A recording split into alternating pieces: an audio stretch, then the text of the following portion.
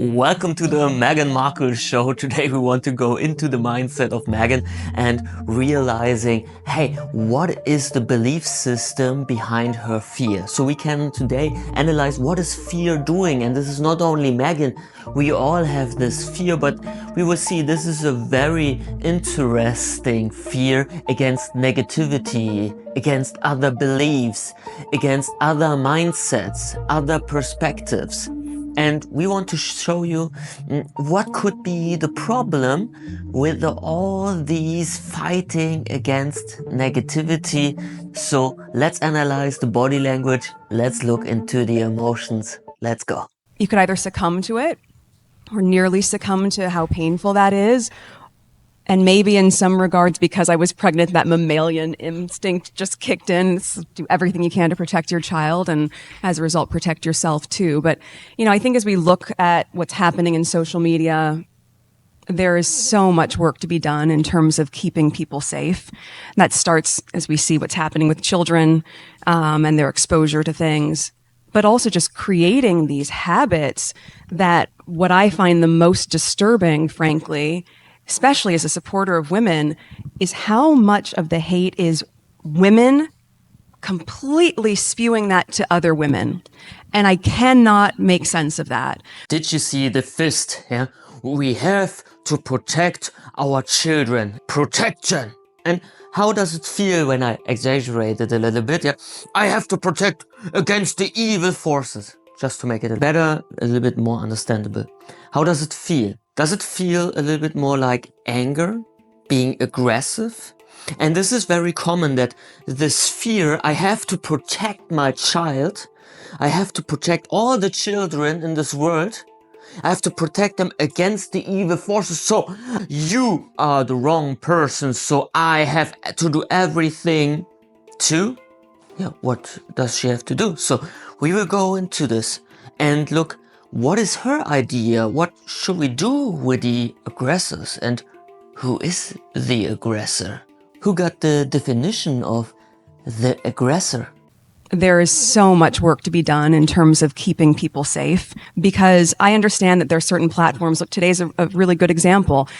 This is being streamed on one of those platforms. And it's also fantastic because people are going to have access to hear all of this brilliance and all of this insight. And at the same time, it's a platform that has quite a bit of hate and rhetoric and incentivizes people to create pages where they can churn out very, very inciting comments and conspiracy theories that can have a tremendously negative effect on someone's mental health, their physical safety. And now she's closing the eyes.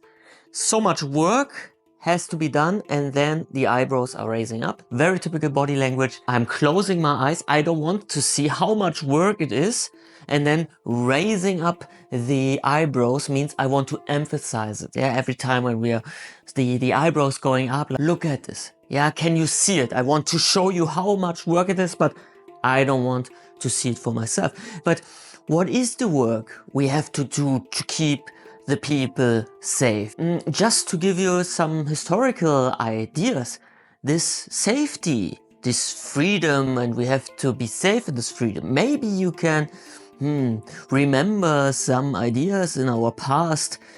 So as a German, I know this very good, where some leaders said, we have to be safe. That's why this work has to be done. Just to be a little bit sarcastic in this way, a little bit of cynical, provocative, just to get another perspective on work for safety. Very, very inciting comments and conspiracy theories that can have a tremendously negative effect on someone's mental health, their physical safety. So I think we have to really take a look at that when we're talking about how many women are in leadership positions, as you're saying, in broadcast. There are a lot of women that are at the highest level, executive level, who are great champions of women, who are great philanthropists, and they are working in these spaces, and yet they're allowing this kind of behavior to run rampant. While creating this video, I realized the word conspiracy theory. I made a lot of experience with this word. You can skip this personal stuff. I just want to bring in an analogy out of my life, but you can skip. I give you the timestamp to the strictly only body language. But I really had the urge to share it with you that the conspiracy theorist, I heard this word a lot. I started with conspiracy theories 15 years ago, 15, 16 years ago. And I was really deep in the rabbit hole, and I was much too deep into it. And I was like, oh, all the mainstream medias, all lies, all the people are lying. So I switched completely from the mainstream side to the opposite side. And I was completely radical in this way. I was like, now the mainstream media, all the TV shows, the news of the state, they are propaganda, purely propaganda. And I was in this state, in this mode. And I was like, we have to protect our beliefs. We have to protect our freedom of speech. And I'm still, don't get me wrong, I'm still all for it to protect freedom of speech. But yeah, 13 or 10 years ago, I'm not really sure, that I was really full of hate and fighting against this, demonstrating on the streets and trying to convince other people, you have to see that 9/11 was an inside job. Yeah, with all the ideas of the empty earth, the hollow earth with all the chemtrails and so on. I was really deep into this, and I thought I have to convince everyone, and they are now the evil person. And that's why I can relate so much to Meghan, because she's coming from the mainstream area and like, these people are the aggressor, yeah, and we have to change them. And on the same side, yeah, and on the other side, yeah, myself, that's like, we have to change the mainstream media. And so we're just fighting against each other and fighting. And I really started to open up for other perspectives and really listen to other people. And what I found out is that I can see a lot of fear in the people, that they not feeling protected. And this is what we all share, what we all have in common. But I would really appreciate when we are talking more about our fear and not pointing with the finger on the other person and you are the reason why my life is so bad and so on and so on. You are the aggressor. I don't say this isn't true, but I want also to say, where is the space where we talk about our fear? That how do I feel right now? And not pointing with the finger on another person. Just stay with ourselves. And this is what I really loved with the clients, when they could open up in the meditation, with the spiritual events, when there's a sharing circle, and really the person you can see when they're sharing and stay with their emotion. Yeah, they're getting back the power when they're listening to their fearful inner child. I know that sounds a little bit contradictory, because it sounds more like, when I go to the fearful child, I get more powerless. But when you realize, when you do it in the meditation and you make this experience, no, it gives you back the control, because it shows you where I'm fearful, where do I need more protection, where can I create for myself the protection. And then things change, because then it's not pointing finger, you have to protect me, you are stupid, you have a wrong perspective, and so on. And coming back to myself and being aware of my fear. And this was one insight in my life that really changed my life, when I really started to change things and really change them on the long term and not short term. And I started to live a different life. This is one reason why I changed so much in my life. Of course, there are a lot of another negative emotions and a lot of shadow work where I learned also a lot, but this was one of the pillars of my life. There are a lot of women that are at the highest level, executive level, who are great champions of women, who are great philanthropists, and they are working in these spaces, and yet they're allowing this kind of behavior to run rampant. And at a certain point, they have got to put the do's behind the says and really make some changes on a systemic level. And then, on the flip side of that, we have a responsibility in all of that. The systemic change has to happen at the same time as the cultural change is happening. Because if you're reading something terrible about a woman, why are you sharing it with your friends? Why are you choosing to put that out in the world? What if it was your friend or your mom or your daughter? You wouldn't do it. And I think that is the piece that is so lost right now in what's happening in the digital space and in certain sectors of the media. We have forgotten about our humanity. And that has got to change, because I understand there's a bottom line and I understand that a lot of money is being made there.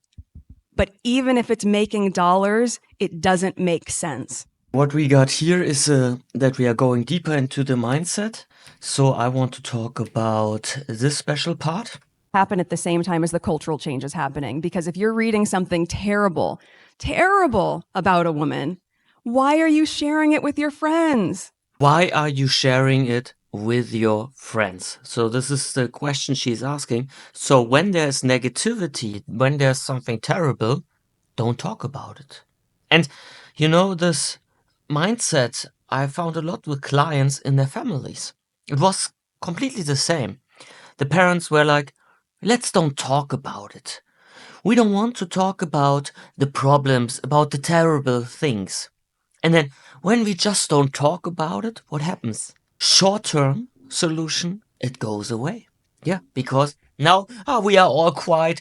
Now we don't talk about the anger. And then everything is nice. And we can also see that, yeah, you see it with the hand gesture, and she's trying to put it down. Yeah, that's why she's doing this with her hand. That's you can't see the, yeah, this is putting down something, right? Here again, push it down.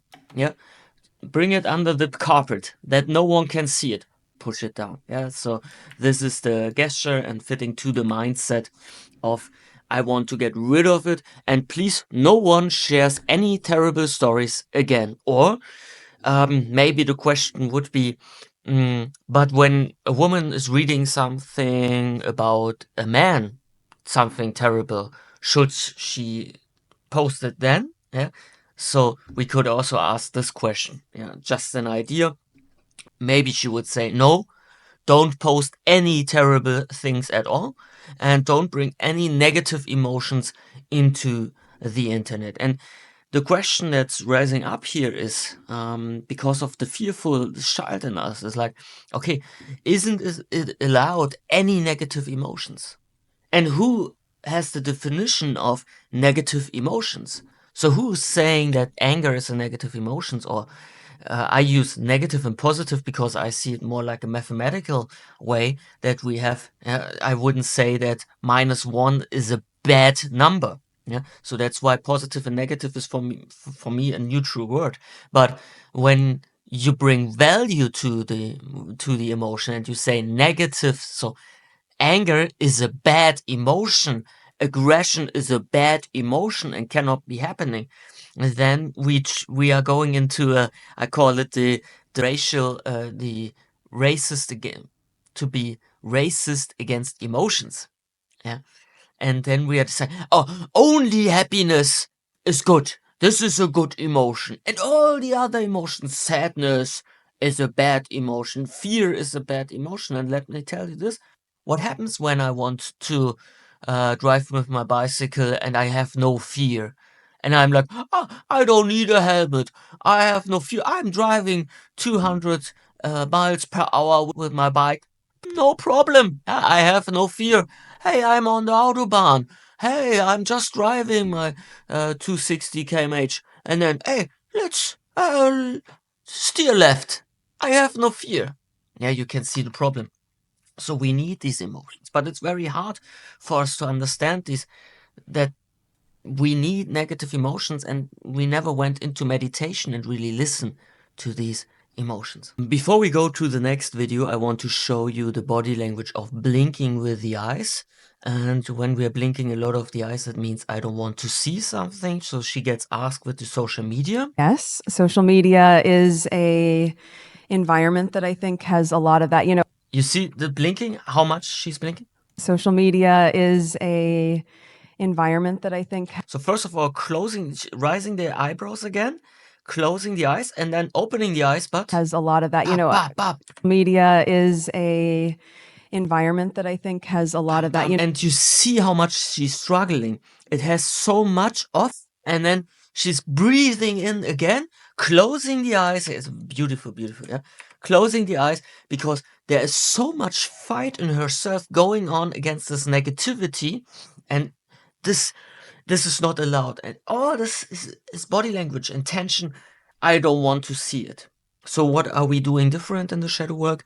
In the shadow work, we are going to the negativity and exploring the negativity. So most of the people are mixing this a little bit. They are like, oh, when you allow anger, then I can kill everyone because you allow anger. This is not the point. The point is that we are looking and being aware of our own anger and listen to it in the meditation. And then there's not only one part, there are a lot of parts, and these parts want to talk to each other. So there could be something like, there's this part, I'm really angry at my mother. I'm really angry and I want to scream at her. And then there's another part that's saying, no, I love her so much, we cannot say any contradictory to her belief system, to make it a little bit extreme. And we want to find a way with these parts together that I can set my boundaries, I can tell my emotions, I can tell my expectation, wishes, whatever. And at the same time to say, hey, but I'm listening to you and I still love you, whatever. This is unique for every client, for every person. And this is listening the negativity and the positivity. So both emotions get heard. When the inner child, the fearful child, takes over, we have a very good video for this. Let's go to graduation speech of Meghan Markle. Immaculate Heart High School, graduating class of 2020. For the past couple weeks, I've been planning on saying a few words to you for your graduation. And as we've all seen over the last week, what is happening in our country and in our state. This is a little bit about the coronavirus. Yeah, long time ago. It's a little bit older, but we can see the fear now is taking over. And in our hometown of LA has been absolutely devastating. And I wasn't sure what I could say to you. I wanted to say the right thing, and I was really nervous that I wouldn't, or that it would get picked apart. And I realized this is a typical mindset and a typical belief system. I have to say the right thing. And again, we ask the question, and for everyone to ask yourself, I can really inspire you. What is the right thing? And we go into the meditation because there are a lot of misconception ourselves. What is the right thing? And it gets always mixed up with what is a good thing. It's right and good. And what is good for me, what is good for other people, what is morally correct. And I wasn't sure what I could say to you. I wanted to say the right thing, and I was really nervous that I wouldn't, or that it would get picked apart. And I realized, and again, and it would be getting picked apart. Now we can also see where she is fighting against, that other people are criticizing her. Also a very typical mindset in our society, because we learned it all in school. Yeah, when you are saying something wrong, you get a 3, then everyone says you are a bad person, you have to get better. And this is our valuation of ourselves in the school, that, oh, when I have bad grades, my parents will also be very, very angry at me. So this could be one experience. We have a lot of different experience with our friends when we did something wrong, and all the people are laughing about us. Yeah, this is also an experience a lot of us made. And then we decide, oh, I only have to do the best thing because this experience cannot repeat. I have to say the right thing, that no one is taking it apart. But why not? Why are we why is she so fighting against criticism and feedback? And maybe listen to the feedback that people are having a different perspective, and just listen to it. Hey, it's interesting. We all have a different perspective. Hey, let's share it. the only wrong thing to say is to say nothing. The only wrong thing is to say nothing. I have to say my perspective, and then the other person is like, oh, okay, thank you that you said your perspective. I'm completely changing my mind because you said it now. Is it the only So we are never silent again in our life. We have to say every time something. Yeah, very important mindset. Because George, this is a very, very fearful phase. because Yeah, just keep in mind. Yeah. Looking into the future, I'm fearful of the future. Yeah, it's a little bit micro expression. We have this mouth open for the breathing is very short while she's doing this, and we have this. It's just a micro expression. Just look into the face, and how are you feeling when you look into this face, and the fearfulness to look to the future. Oh God, there can be happening so much things. I'm really anxious about it. Here, oh, yeah, nice. Even the eyes are widening up, and like she's real in her subconsciousness. This picture, she has pictures of the society and the Armageddon, and everything is getting destroyed. George Floyd's life mattered, and Breonna Taylor's life mattered, and Philando Castile's life mattered, and Tamir Rice's life mattered. And so did so many. Yeah, sadness. And this sadness is also combined. She didn't prepare the speech at all. This is a very good example for the difference between the apology of P. Diddy that I talked about and her. These are completely the opposite. P. Diddy's was completely scripted, completely prepared, and this one is like she's saying, "I planned this for weeks," but we can see she put on the camera and is completely emotionally in the state, in this mindset of the world is getting destroyed. We are all dying. And so many other people whose names we know and whose names we do not know. Stephon Clark, his life mattered.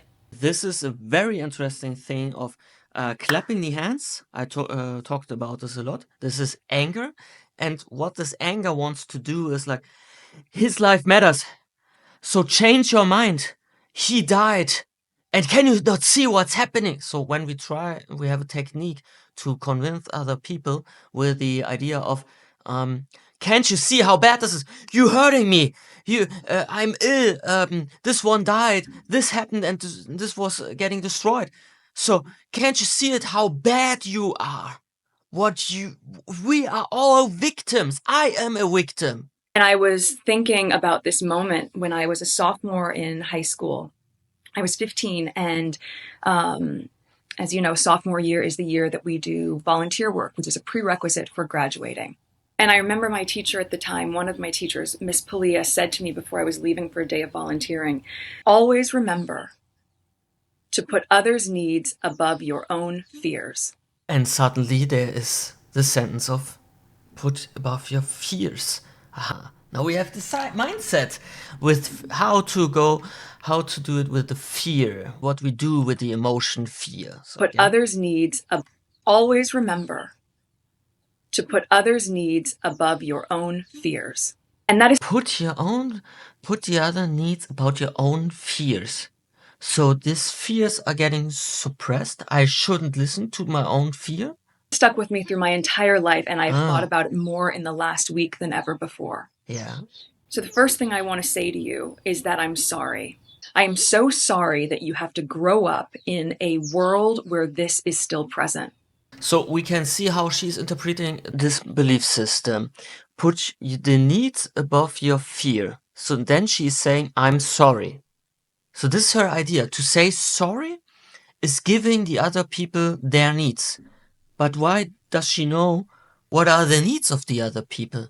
Couldn't it be that the other perspective to, let's take the other video, and beforehand when she was in the SXSW convention, why isn't she listening to the needs of the people that want to put up aggressive content on social media? Isn't this also a need of people? And why is this need not respected, but the need when someone is a victim, then it's respected? So we have this valuation of emotions, and when someone is a victim, and when he's sad, for example, fearful and powerless and so on, then we have to give the needs. But when someone is powerful, when someone is an aggressor, then he doesn't have needs. That's a very interesting mindset. Yeah? Please go into this mindset, into this perspective.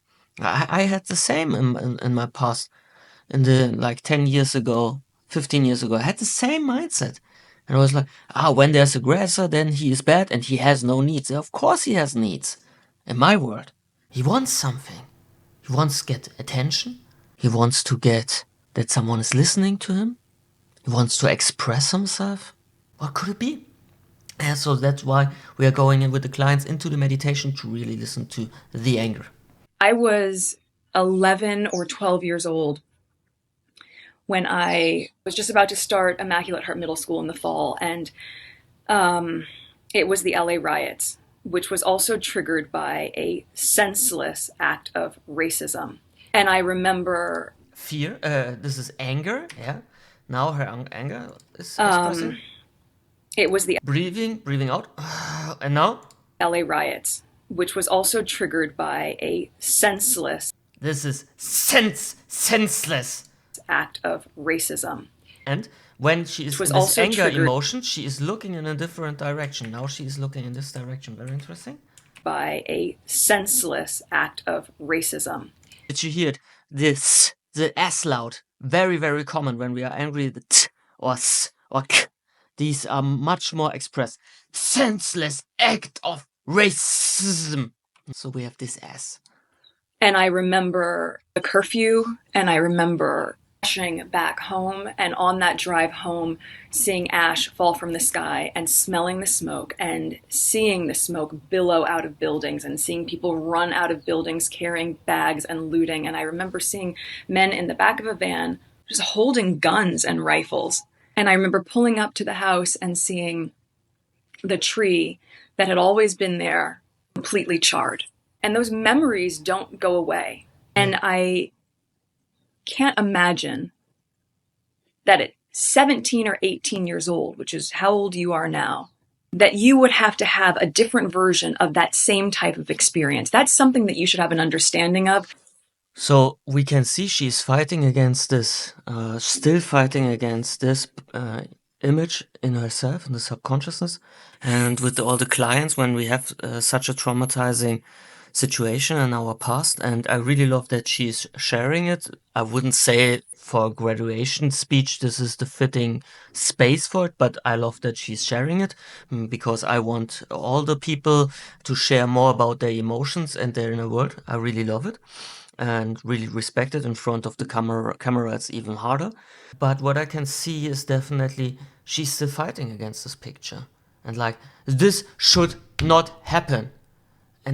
And she's still trying to get rid of this picture. So she said already, and it's staying there.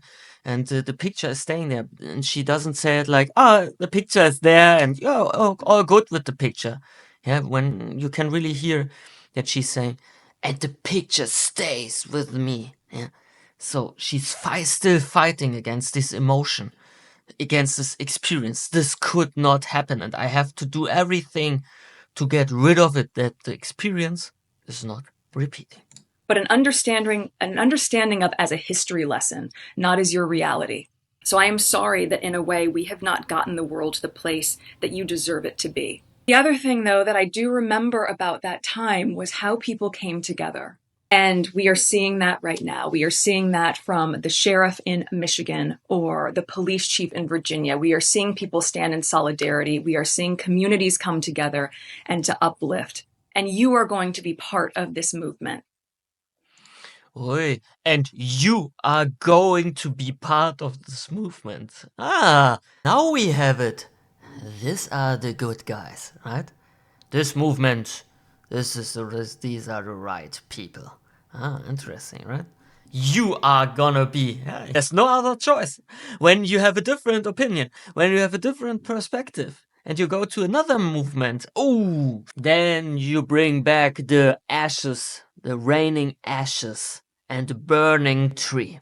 I know that this is not the graduation that you envisioned, and this is not the celebration that you imagined. But I also know that there's a way for us to reframe this for you and to not see this as the end of something, but instead to see this as the beginning of you harnessing all of the work, all the values, all the skills that you have embodied over the last 4 years, and now you channel that.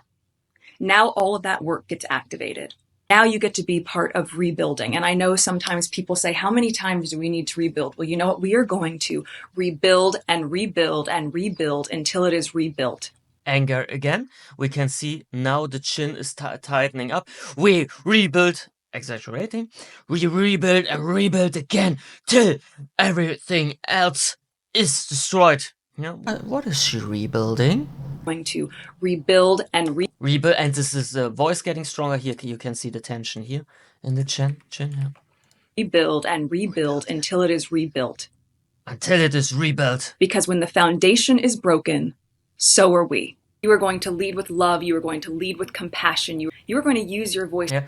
And even though when she's saying you are going to lead with love and compassion is broken, so are we. You are going to lead with love. You are going to lead with compassion. You are going to use your voice. This is anger. Yeah. You have to. Again, this chin is already tightened up. You have to lead. You're gonna lead. And again, this is very powerful. You have to. This is a hypnotic speech sentence. I don't know how it's called in English. I only know the hypnotic pattern. It has to be called. It's out of NLP from Richard Milton. And she's saying, you are gonna be with compassion and love. And when she's saying voice, because we remember she said, say nothing is the most is wrong. It's very wrong. You are going to lead with love. You are going to lead with compassion. You are going to voice. When she's saying voice, use your eyes closed. Sorry. Voice. You are going to use your and the eyes are getting closed when she's talking about voice in a stronger way than you've ever been able to. Because and she's going deeper into the point with voice. And again, it's about we have to talk and we have to speak more about it. So this is her idea: speak more about it. Then the problems we'll get rid of it. We can suppress it, whatever. Most of you are 18 or you're going to turn 18, so you're going to vote. You are going to have empathy for those who don't see the world through the same lens that you do, because with diverse and vibrant and open-minded as I know the teachings at Immaculate Heart are, I know you know that Black Lives Matter. And again, and everything that you put behind this, any political statement, it doesn't matter. It wasn't a coincidence, sorry. It is just you. I know that this is just hypnotic rhetoric. But I think for herself, it's like, but I'm doing the right thing because I'm a good person. And I know that whatever it is, Black Lives Matter, I know it's the right thing. And when I know it's the right thing, that's the right thing. And you will follow my lead because we all know this is the best. Yeah? Can you see that the fearful child and the angry child are combining? They're finding a connection, and both of them are speaking out of her and trying to change the world with these two negative emotions in front. So this is not compassion, this is not love, what I see. This is behavior out of fearfulness, out of anger, trying to change the other people that are bad. This is not open-minded. This is not listening to other people. I know what's the best for the world, so I will do it, and you have to follow me or our community, our movement, because we all know what's the best for the world. And I really would want to encourage all of us that we be more open-minded to the perspective of other people and to listen to them like we did here, and we listened to Meghan. And that's the reason why I'm doing this channel, to listen to other people. And even though I know sometimes it's like a judgmental thing, it sounds sometimes like I'm judging and she's a bad person or something. No, we just go into the emotions. We are going into the body language and reflect on ourselves and take it with, if you like, if I want to inspire you to go into myself and where do I have these theories and I'm saying my movement is the correct movement and everyone else is wrong, and where can I not listen to other people?